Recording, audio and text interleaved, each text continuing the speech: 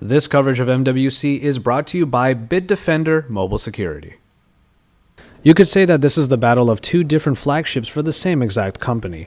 Hey, it's Joshua Vergara from Android Authority. What's going on, everybody? And this is the Samsung Galaxy S5 versus the Galaxy Note 3.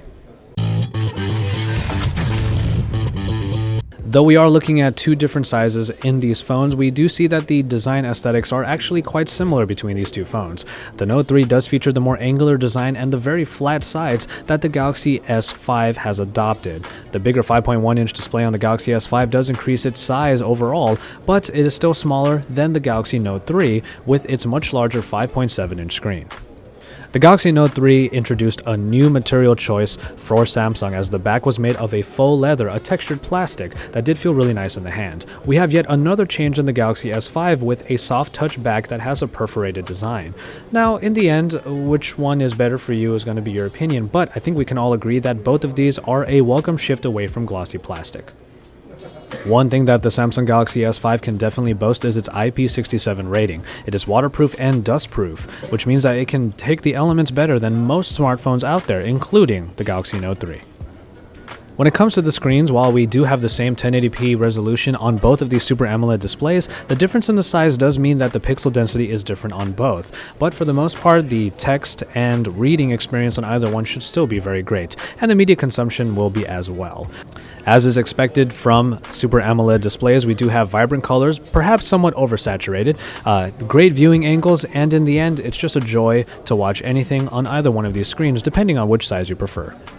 In terms of performance, the Galaxy S5 does have the upgraded processing package, being the phone that came out later. The Galaxy Note 3 is still incredibly smooth and fast, and the S5 is just about as good, if not better.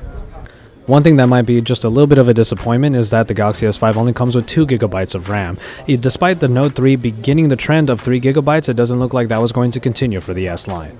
In the hardware department, we do have two somewhat different philosophies, as the Galaxy Note 3 definitely comes with that S Pen, the stylus experience that is pretty much one of a kind in the smartphone space. When you compare it and all of its additions that do make it onto the Galaxy S5, aside from the S Pen, we find that the Galaxy S5 has a very feature-heavy set.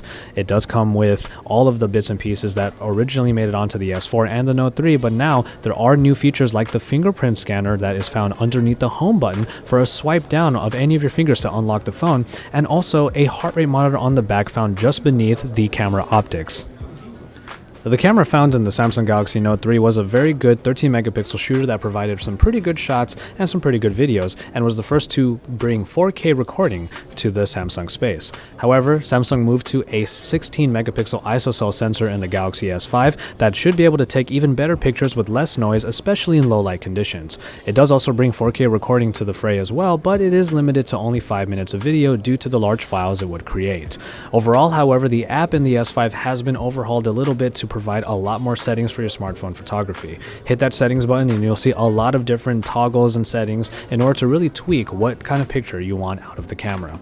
However, the S5 camera should still be a pretty big step up from the one found in the Note 3, not only in quality but also in terms of options.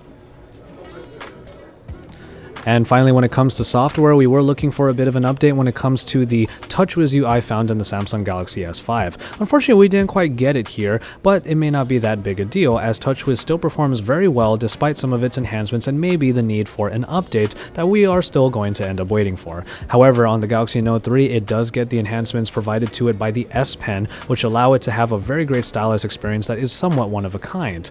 When you move to the Galaxy S5, however, there's a bit of a different philosophy, as certain elements like the My Magazine UI have been moved to the very left as a second screen, and some of the elements have been changed to a flatter look and more circle-centric, as you might see in the notification dropdown. So while there are some changes in the TouchWiz UI from the Note 3 to the S5, they aren't really all that overarching at all. And so, there you have it, for the look at two flagship devices out of Samsung's camp. The Galaxy Note 3 is definitely one of the more popular devices out there right now, as plenty of people love that large display, and the S Pen functionality is definitely one of a kind. But the Galaxy S5 is looking to really jump back in and make the Galaxy S line the king again. In order to do that, Samsung really put everything into the phone except the kitchen sink. And we'll see if all those features really put it over the top. So, until we have our full comparison, including the comparison with the camera, stay tuned to Android Authority for all of the best coverage, especially our event coverage here at the Mobile World Congress in Barcelona, Spain.